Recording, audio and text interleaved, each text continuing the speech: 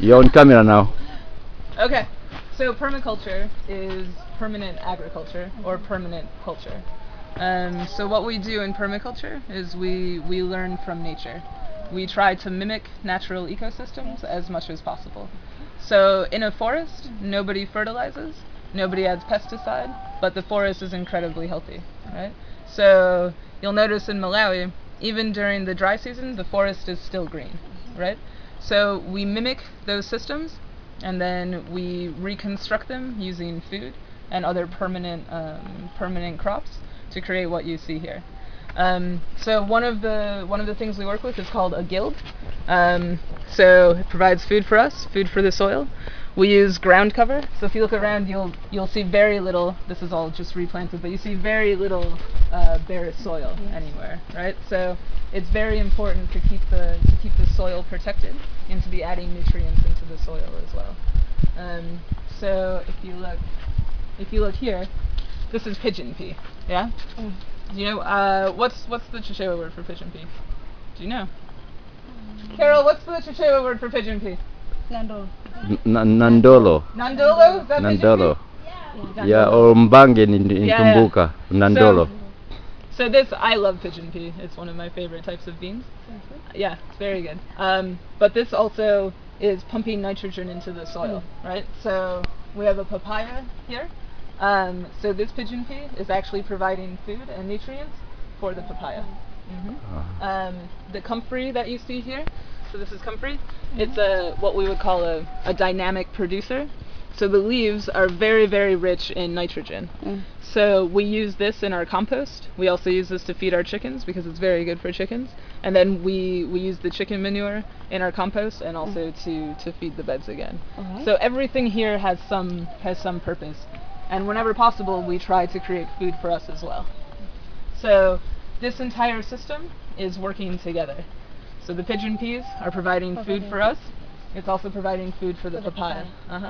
So, and then the comfrey, which we will use to make compost, which is then going to be providing food for the soil.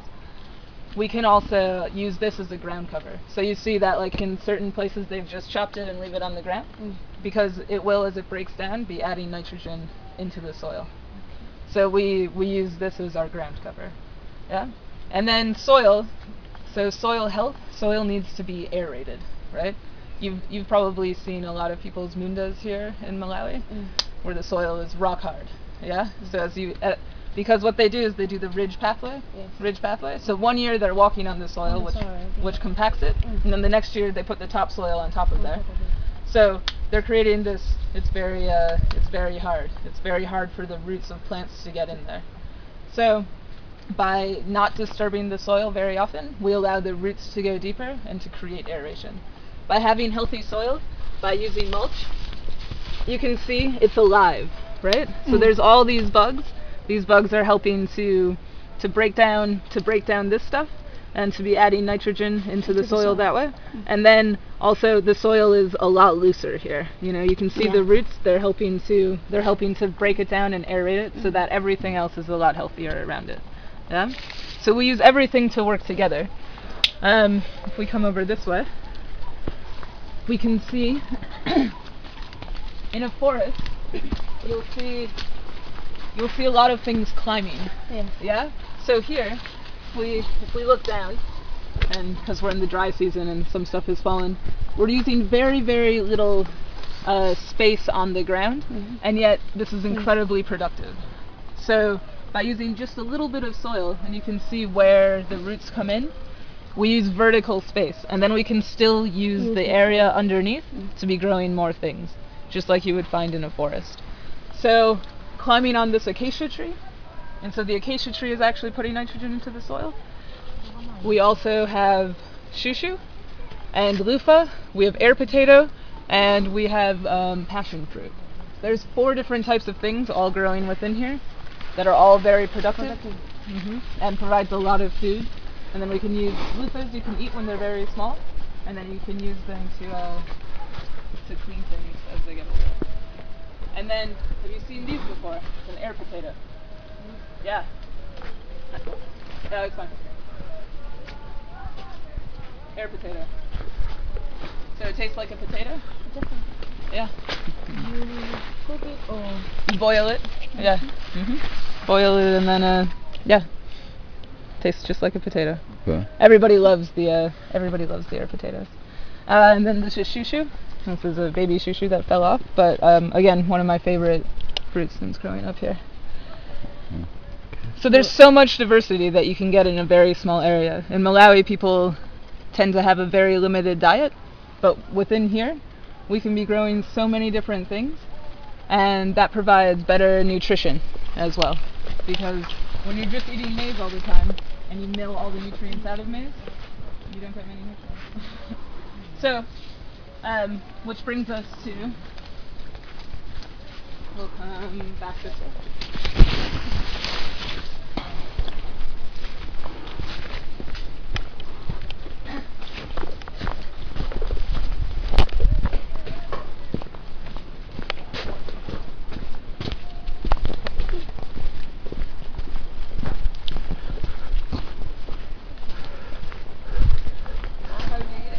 I like to put it in cubes or just like slice it finely and and then like saute it with some peppers or carrots or something else and a few herbs and spices.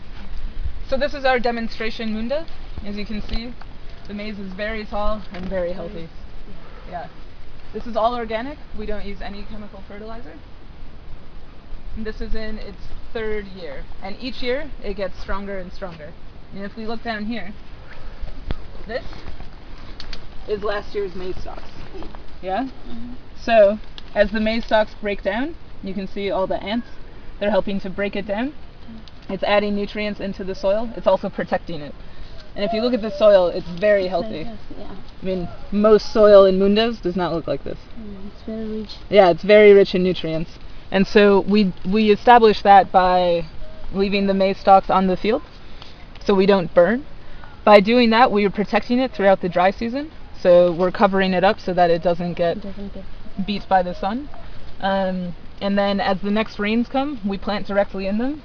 And people often ask us about termites. And they say, oh, aren't termites a problem? And yeah, we're in Africa. There's a lot of termites everywhere. But termites' favorite food is dead, woody materials, right? So when termites, just like you, if you can't find your favorite food, you'll eat something else. But if your favorite food is available, you'll eat it. So by providing termites with their favorite food, they go after this, which in turn helps to break it down and put nutrients into the soil. It also keeps the termites away from their second favorite food, which would be diseased or sick plants. So by giving them one food, they'll stay away from growing plants. And if you don't have any sick or diseased plants, then they'll go after your very healthy plants. So we're providing them with an alternative food source, which is actually their favorite food, and it's helping us. We also achieve this through a lot of interplanting. So as you can see here, we have beans growing. Beans are pumping nitrogen into the soil.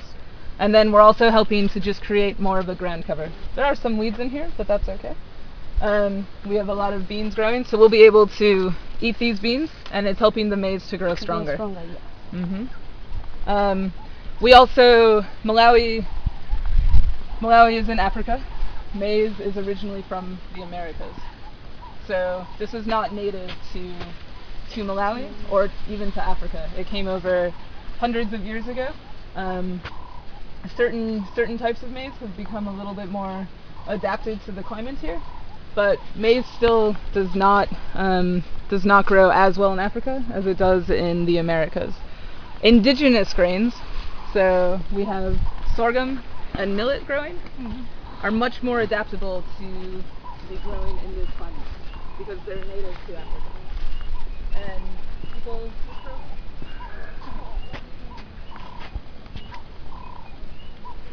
we eat it. So in this area, we also have another big staple field. We have about 25 people that eat lunch here every day.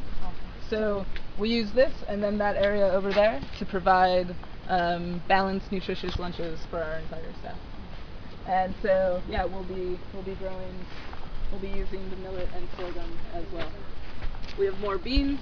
We have some soya. So we have soya growing also.